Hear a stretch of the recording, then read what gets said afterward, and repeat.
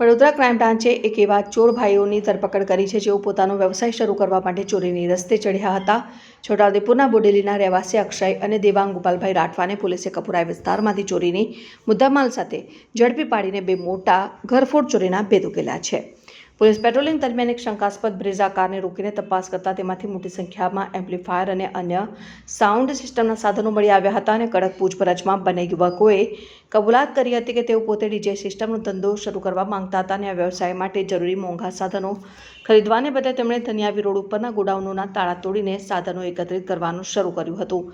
આ કેસમાં પોલીસની કામગીરી પર પણ મોટા સવાલ ઊભા થયા છે। જાણવા મળ્યું છે કે આ સાધનોની પહેલી ચોરી 1.5 મહિના પહેલા થઈ હતી, પરંતુ પોલીસે ત્યારે માત્ર અરજી લઈને સંતોષ માન્યો હતો અને નિયમ મુજબ ઘરફોડ ચોરી જેવો ગંભીર ગુનો ત્વરિત નોંધાવવો જોઈએ। પરંતુ વડોદરા પોલીસે છેક આજે જ્યારે આરોપીઓ પકડાઈ ગયા ત્યારે સત્તાવાર ફરિયાદ નોંધી છે અને આ ઘટના સાબિત કરે છે કે પોલીસ ચોપડે ક્રાઇમ રેટ નીચો બતાવવા માટે અનેક ગુનાઓ માત્ર કાગળ ઉપર અરજી સ્વરૂપે દબાઈ રહે છે।